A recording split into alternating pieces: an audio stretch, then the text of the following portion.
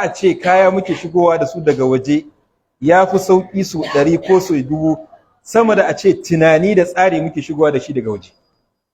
Gwara mu shigo da kaya daga waje, abin zai shafe mu rayuwarmu ne kawai ta ainihin zahiri. Amma ce tunaninmu da tsarin da muke kai a siyasance da tsarin da muke tafiyawa a zamantakewa na yau da gobe shi ma daga waje muka shigo da shi, to wannan ya fi hatsari sama da wancan. Ina fatan gane wannan.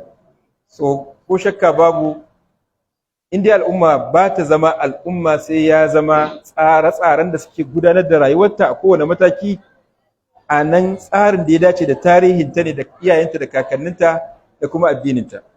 Kuma wannan shine ma'anar 'yancin kai na haƙiƙa, al-istiqlalul haqiqi.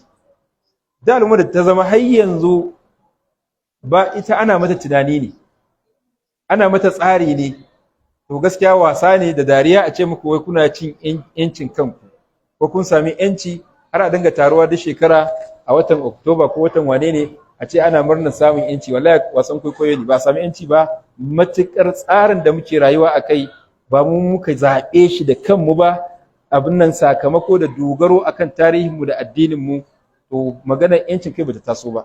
Har yanzu mu mabiya ne.